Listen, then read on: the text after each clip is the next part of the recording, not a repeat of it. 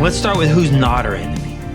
See, what's interesting here is Paul's just kind of wrapped up addressing a number of different key relationships. He's talked about marriage. He's talked about parenting and children. He's talked about, for our environment, the workplace. And chances are, if you're struggling with someone, it's probably in one of those groups.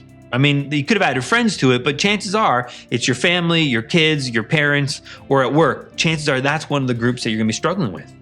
And it's often easy to blame someone in those groups for your misery, for your lack of fulfillment. In fact, a lot of people who come for counseling are coming to counseling because of those reasons.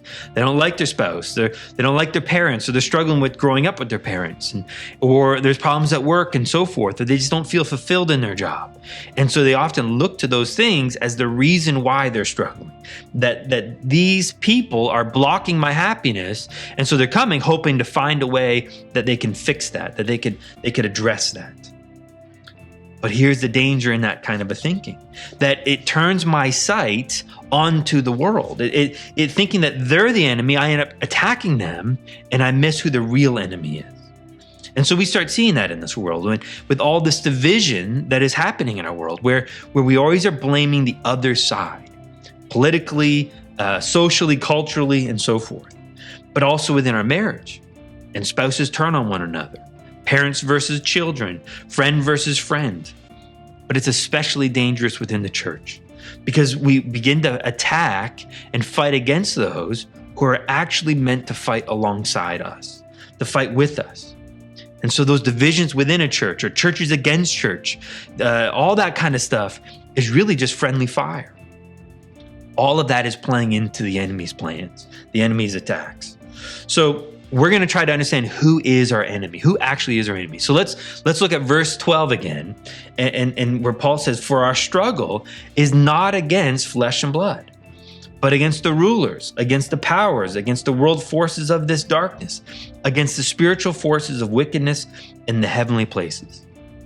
Now, I think it's important to say that Paul's not listing here a number of different enemies.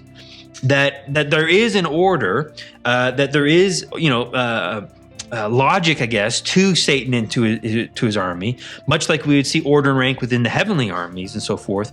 But I don't think that he's listing separate foes here. To put that on the verse would really be speculation on our own part. And instead, and I agree with most commentators here, they're saying what Paul's doing is rather than listing who these enemies are, he's giving us insight into their character and into their nature.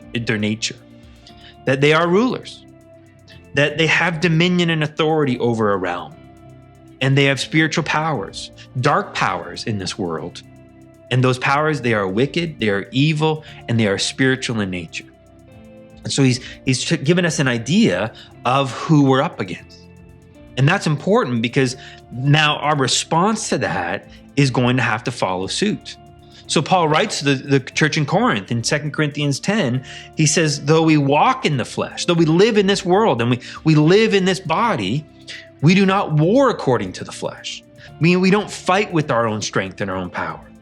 For the weapons of our warfare are not of the flesh, they're not of this world, but they're divinely powerful for the destruction of fortresses. We're destroying speculations, every lofty thing raised up against the knowledge of God. We're taking every thought captive to the obedience of Christ. So it's a spiritual war, and therefore our weapons need to be spiritually powerful, divinely powerful. Ultimately, it's Jesus. Ultimately, it's God and his might. And we're going to see that over and over again as we go forward. But it is a war.